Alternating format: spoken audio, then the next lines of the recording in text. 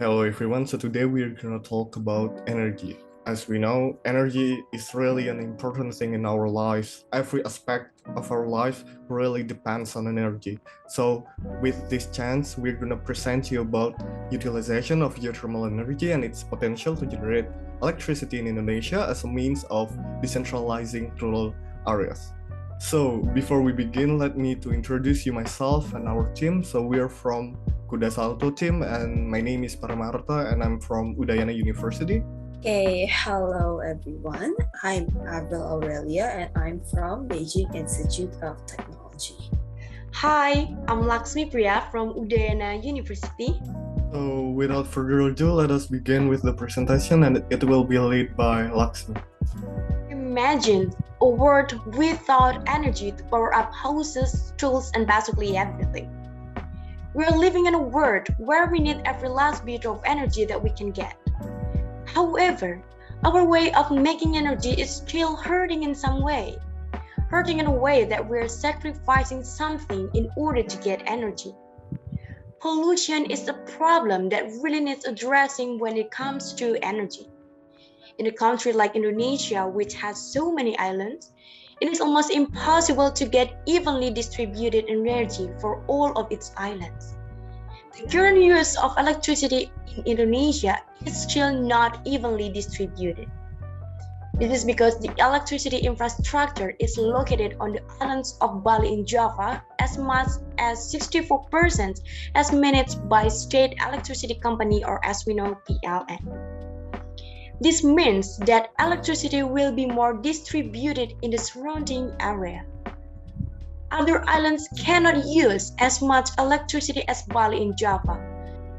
The problem of inequality in this distribution of electricity sources can be answered by utilizing geothermal energy. Indonesia, with its geographical abundance of natural resources and being in the ring of fire, makes geothermal energy considered capable of overcoming these problems. However, unfortunately, until now, the Indonesian government has not had a strong and consistent strategy in utilizing geothermal energy, which aims to distribute electricity sources in various parts of Indonesia. So let's talk about why we really need geothermal energy. In this modern day, energy security is becoming one of many nations' concern. Because of that, the urgency of reliable and renewable energy is a top priority for many countries. First, let's talk about Indonesia's population growth and energy consumption. We know that Indonesia's economy are expanding strongly, and unprecedented level of urbanization and industrialization are driving a rapid rise in the country's electrical demand.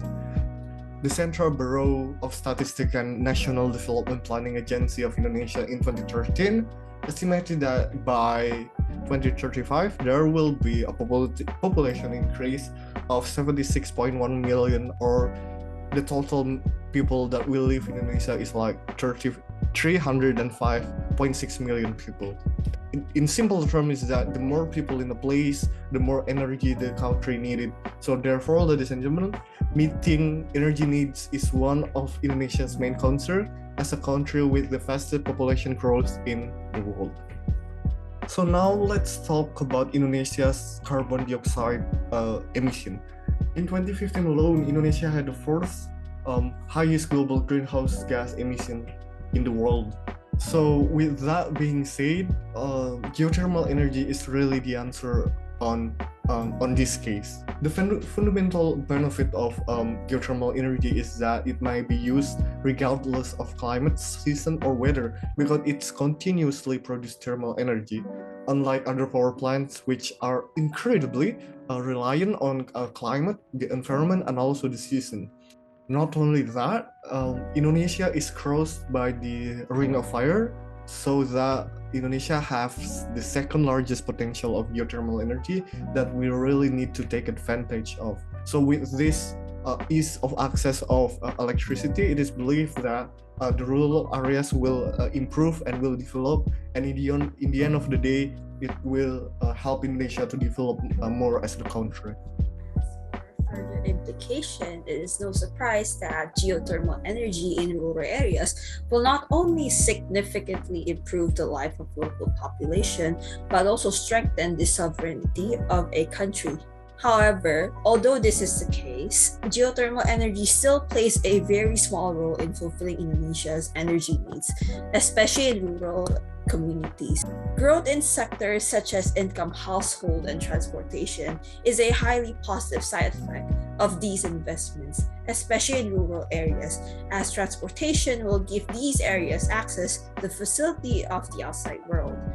Aside from these effects, investment in infrastructure can also provide the people with jobs in maintaining said facility, further developing said area.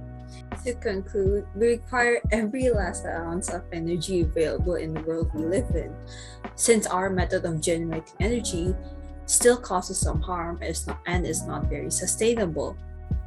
When it comes to energy, pollution is a problem that needs to be addressed seriously, and it will be quite impossible to obtain evenly distributed electricity for all the islands in a nation like Indonesia. Our country's electricity demand is rapidly increasing as a result of Indonesia's robust economic growth, and we will only be able to deal with significant population increase, where the major needs to be met is for electricity is by using geothermal energy. The ring of fire that we live in crosses Indonesia strategically and giving us a great potential to produce and use geothermal energy for power generations.